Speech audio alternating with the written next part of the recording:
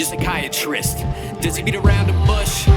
What's he prescribing you? Lexapro, Xanax, it barely lets you function, but you can at least manage a dose to dull the panic. But now you never smile. The kids can't get you to play, so they feel like they're on trial. What's up, everybody? I'm Skullz, and today we're going to be reacting to Dumb Americans by George Carlin. George Carlin is someone I've seen here and there. I know he's known as a very brilliant guy, very funny, but most of what I've seen from him has been from when I was a kid, and I feel like now I probably would have a little bit more of an appreciation for him. I know he's a comedy legend, and these important figures in comedy or art, whatever art it is, I like to get to know because I like to learn how the art evolved and to give credit where it's due. But yeah, I'm here to laugh. I'm here for a good time, and based on the title, Dumb Americans, I am pretty sure I'm going to agree with a lot of things here. So we're gonna dive right in, but first, if you're new here, make sure you hit the like button, hit the subscribe button, hit the notification bell, helps the channel grow, helps the video reach more people, and I appreciate it so much. Now, let's dive right in to Dumb Americans by George Carlin. But say what you want about America, land of the free, home of the brave. We got some dumbass motherfuckers floating around this country. Dumbass motherfuckers, you know? Yeah. Now, obviously, that doesn't include this audience. I understand that. You seem intelligent and perceptive, but the rest of them, holy jumping fucking shitballs. Dumber than a second coat of paint. And this ain't just ranting and raving. This ain't just blowing off steam. I got a little evidence to support my claim. It just seems to me that only a really low IQ population could have taken this beautiful continent, this magnificent American landscape that we inherited. Well, actually, we stole it from the Mexicans and the Indians, but hey, it was nice when we stole it. It looked pretty good. It was pristine. Paradise. Have you seen it lately? Have you taken a good look at it lately? It's fucking embarrassing. Only a nation of unenlightened half-wits could have taken this beautiful place and turned it into what it is today, a shopping mall. A big fucking shopping mall. Yep. You know that? That's all you Preach, got. man. That's all you got here, folks. Mile after mile of mall after mall. Many, many malls. Major malls and mini malls. They put the mini malls in between the major malls. And in between the mini malls, they put the mini marts. And in between the mini marts, you got the car lots, gas stations, muffler shops, laundromats, cheap hotels, fast food joints, strip clubs, and dirty bookstores. America the Beautiful. One big transcontinental commercial cesspool. And how do the people feel about all this? How do the people feel about living in a coast-to-coast shopping mall? Well, they think it's just fucking dandy. They think it is cool. Man, this dude, he speaks and does not trip over his words, man. And I mean, he looks pretty old here too, like to be that sharp, like Jesus. I mean, dude, when I'm doing this, I trip over my words all the time. Like, it's crazy that he's just able to keep going, no problems whatsoever. But he's absolutely right. And it's all because these things are so convenient. And once we find a way for things to be easier and more convenient, I mean, why wouldn't we want to do that? I mean, the reason why would be that you don't want to give all this power to corporations. You build up anything too big, it becomes corrupt. But I'll let him say it for me. I'm just surprised at how well spoken he is, man. Just wow. I think it's just fucking dandy. They think it is cool as can be because Americans love the mall. They love the mall. That's where they get to satisfy their two most prominent addictions at the same time: shopping and eating. Millions of semi-conscious Americans, day after day, shuffling through the malls, shopping and eating, especially eating. Americans love to eat. They are fatally attracted to the slow death of fast food. Hot dogs, corn dogs, triple bacon cheeseburgers, deep fried butter dipped in pork fat and cheese whiz, mayonnaise soaked barbecued mozzarella patty melts. Americans will eat anything, anything, anything. If you were selling sauteed raccoons' healthy assholes on a stick, Americans would buy them and eat them. Yes, they would. Especially if you dipped them in butter and put a little salsa on them. This country is big time, pig time. Forget the bald eagle. You know what the national emblem of this country ought to be? A big bowl of macaroni and cheese. A big bowl, because everything in this country is king size. King size, extra large, and super jumbo. Especially the fucking people. Have you seen some of the people in this country? Have you taken a good look at some of these big fat motherfuckers walking around? Big fat motherfuckers. Oh my Canceled. God. Huge piles of redundant protoplasm lumbering through the malls like a fleet of interstate buses. The people in this country are immense, massive bellies, monstrous thighs, and big fat fucking asses. Some of them are security guards, too. Just saying. Men's massive bellies, monstrous thighs, and big fat fucking asses. And if you stand there for a minute and you look at one of them, you begin to wonder, how does this woman take a shit? How does she shit? And even more frightening, how does she wipe her ass? Can she even locate her asshole? She must require assistance. Are paramedics trained in this field? And standing right next to her, of course, with a plate full of nachos and a mouthful of pie is her clueless fucking husband, Joe Sixpack. With his monstrous swollen beer belly hanging dangerously out over his belt buckle, this guy ain't seen his dick since the Nixon administration. And if you stand there and you look at the two of them, you begin to wonder to yourself, do these people fuck? Is this man actually capable of fucking this woman? It doesn't seem structurally possible that these two people could achieve penetration. Maybe they're in that Cirque du Soleil or something. Telling you, the people in this country, every one of them is 50 pounds overweight. They are gargantuan. And in the summertime, God help us, in the summertime, they all want to wear short pants. Jesus, Lord, protector of all that is good and holy, deliver me from fat people in short pants. They all got short pants, big bellies, fat thighs, and dumb kids. Short pants, big bellies, fat thighs, and dumb kids. Every one of them's got two dumb-ass kids with them. And the whole family is wearing T-shirts, and every one of them's got the same T-shirt. I'm with stupid. Apparently in this country, the stupids are an extended family. And besides wearing them T-shirts, everyone in the family's got on a backpack. They got a backpack strapped to their back so they can carry around lots of stupid shit. And the reason they got to carry their stupid shit strapped to their backs is because their hands must remain free at all times to hold food. And to get that food up to the mouth where it gets shoveled in with all the rest of the disgusting shit they ate that day. And another reason for the backpacks is these people are going to buy even more stupid shit. They ain't got enough stupid shit at home. They just had a stupid shit sale. They ain't going to buy more.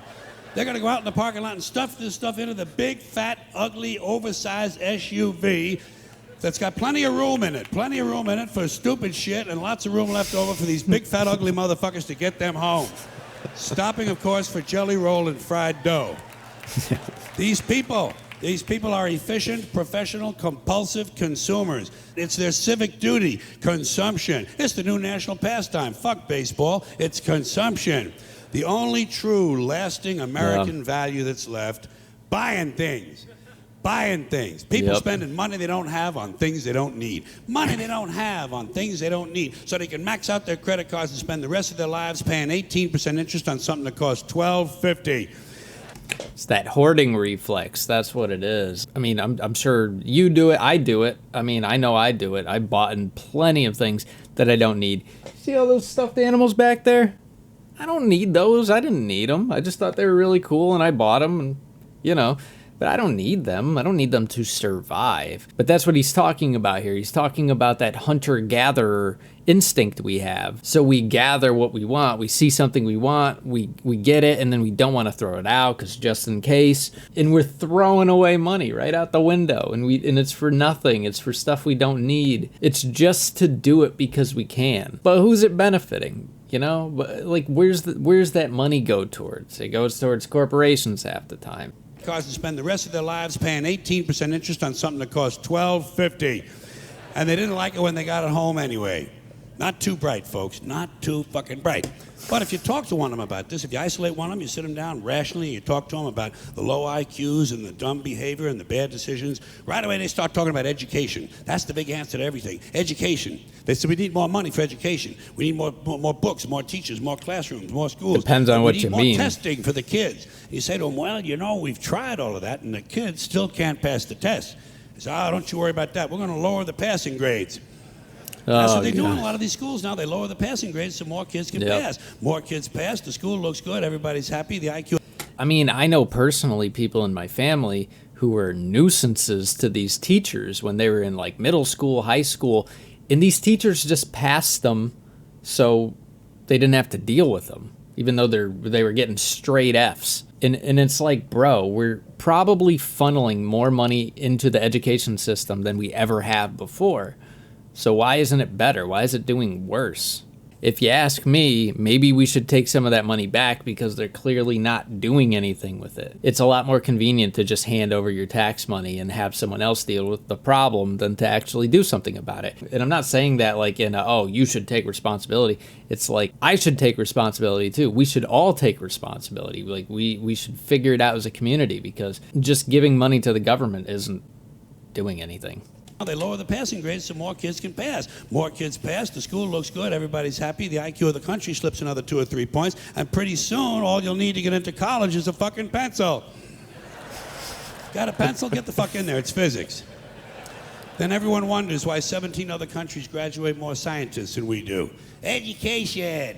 Politicians know that word, they use it on you. Politicians have traditionally hidden behind 3 things: the flag, the Bible, and children. No child left behind. Yep. No child left behind. Oh, really? Well, it wasn't long ago you were talking about giving kids a head start. Head start, left behind. Someone's losing fucking ground here. But there's a reason. There's a reason. There's a reason for this. There's a reason education sucks, and it's the same reason that it will never, ever, ever be fixed. It's never going to get any better. Don't look for it. Be happy with what you got. Because the owners of this country don't want that. I'm talking about the real owners now. The real owners, the big wealthy business interests that control things and make all the important decisions.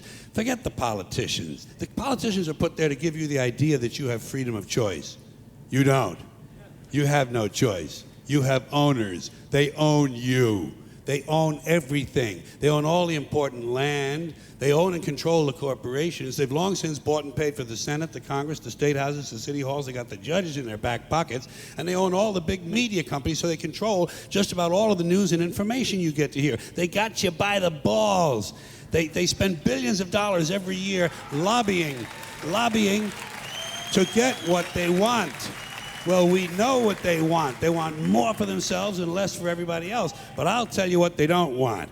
They don't want a population of citizens capable of critical thinking. They don't want well-informed, well-educated people capable of critical thinking. They're not interested in that. Sounds like trouble. That's against their interest. That's right. They don't want people who are smart enough to sit around the kitchen table and figure out how badly they're getting fucked by a system that threw them overboard 30 fucking years ago. They don't want that. You know what they want? They want obedient workers. Obedient workers. People who are just smart enough to run the machines and do the paperwork and just dumb enough to passively accept all these increasingly shittier jobs with the lower pay, the longer hours, the reduced benefits, the end of overtime, and the vanishing pension that disappears the minute you go to collect it. And now they're coming for your Social Security money. They want your fucking retirement money. They want it back. Dude, why do we put up with it? You know, like that's what I don't get. Again, like I was saying, why don't we just get together and figure out what to do about it? You know, there's power in numbers. There's power in numbers. Like we can figure it out. What are you gonna do?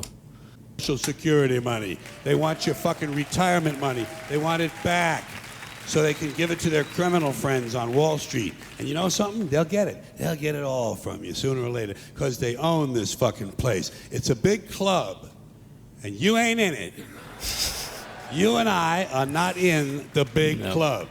By the way, it's the same big club they use to beat you over the head with all day long when they tell you what to believe. All day long, beating you over the head in their media, telling you what to believe, what to think, and what to buy. The table is tilted, folks. The game is rigged. And nobody seems to notice. Nobody seems to care. Good, honest, hard-working people. White collar, blue collar, doesn't matter what color shirt you have on. Good, honest, hard-working people continue. These are people of modest means. Continue to elect these rich cocksuckers who don't give a fuck about them. They don't give a fuck about you. They don't give a fuck about you. They don't care about you at all. At all. At People all. still do. Yeah. You know? People still think that. And Unbelievable. nobody seems to notice. Nobody seems to care. That's what the owners count on. The fact that Americans will probably remain willfully ignorant of the big red, white, and blue dick that's being jammed up their assholes every day. Because the owners of this country know the truth. It's called the American dream, because you have to be asleep to believe it. But wow, that was awesome. He's very thought-provoking, very smart. And just his delivery and everything, he's just an interesting person to listen to. He kind of reminds me of how Dave Chappelle approached that video where he talked about how Comedy Central stole his name and all that, where it was funny, it had humor sprinkled in, but more importantly, there was a story, and it just grabs you and keeps you interested.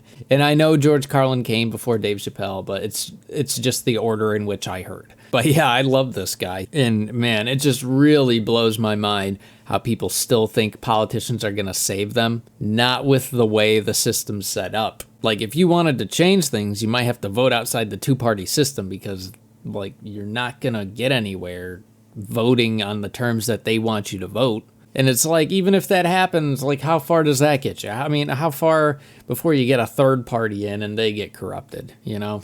Like, it can get a little depressing if you jump down that rabbit hole, really. But thank God he's a guy who can see the humor in it and laugh about it, and also use his platform to enlighten people and teach them and get them to think a little bit. But yeah, guys, if you want me to react to more from him, I would love to. Just let me know what you'd like me to watch from him. But that's where I'm gonna end the video, guys. If you liked it, consider hitting the like button, hit the subscribe button, hit the notification bell. Helps the channel grow, helps the video reach more people, and I appreciate it so much. And wherever you are, I hope you're having a good day or a good night. And as always, I look forward to the next one.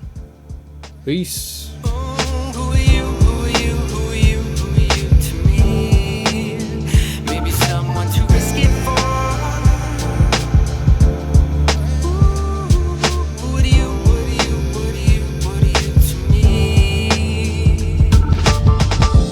What if we just gave it time?